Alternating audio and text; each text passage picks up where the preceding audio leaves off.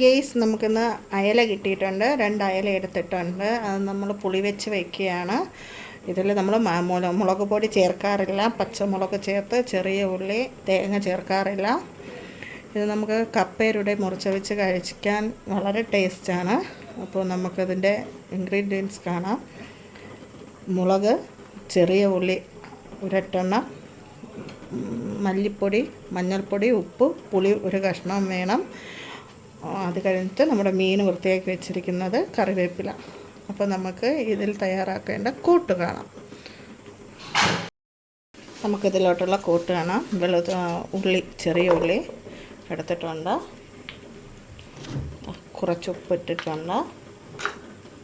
പച്ചമുളക് 6 എണ്ണം, മഞ്ഞൾപ്പൊടി 1/2 ടീസ്പൂണോളം,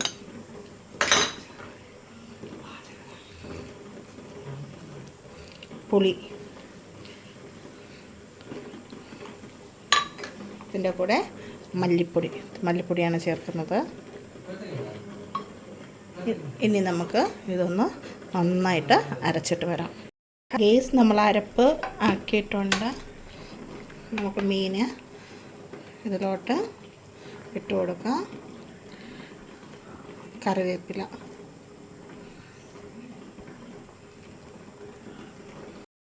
കൂട്ട് അല്പം വെള്ളം ഒഴിച്ച് നമ്മൾ ഈ രൂപത്തിൽ ബാക്കിയെടുത്തിട്ടുണ്ട്. ഇനി നമുക്ക് ഇതിലോട്ട് കുറച്ചുകൂടെ വെള്ളം ചേർക്കണം.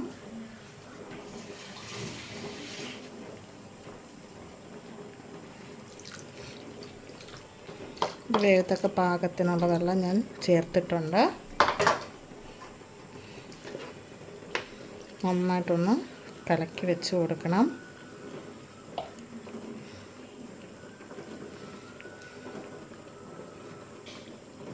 ഇനി നമുക്ക് ഗ്യാസ് കത്തിച്ച് ഇത് അടച്ചിട്ട് കുക്ക് ചെയ്തെടുക്കാം.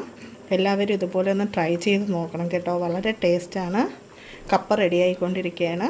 അപ്പോൾ കപ്പയുടെ കൂടെ കഴിക്കാനാണ്. അപ്പോൾ നമുക്കിതൊന്ന് ഗ്യാസ് കത്തിച്ച് വയ്ക്കാം. തീയിലോട്ട് വച്ചിരിക്കുകയാണ്. ഗ്യാസിൽ നമ്മൾ വെച്ച് കഴിഞ്ഞു. ഇനി നമുക്കിതിനെ ഒന്ന് അടച്ചിട്ട് നന്നായിട്ട് കുക്ക് ചെയ്തെടുക്കണം. അപ്പോൾ അത് അടച്ചിട്ട് തന്നെ വേവിച്ചെടുക്കണം കേട്ടോ.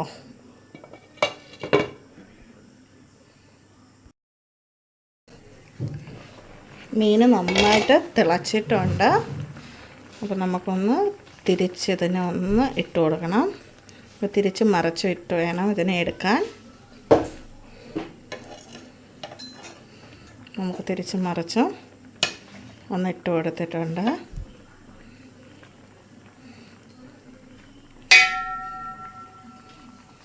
ഇനി നമുക്കൊരു 10 മിനിറ്റോളം ഇതൊന്ന് അടച്ചിട്ട് വേവിക്കാം.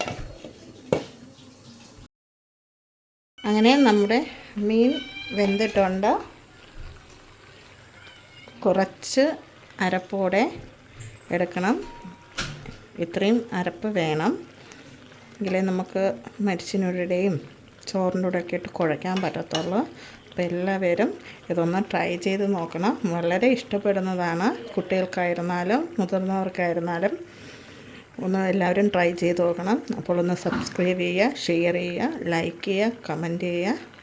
നമുക്കിനി അടുത്ത വീഡിയോയിൽ വീണ്ടും കാണാം. എന്നെ ഒന്ന് എല്ലാവരും സപ്പോർട്ട് ചെയ്യണം. Thank you.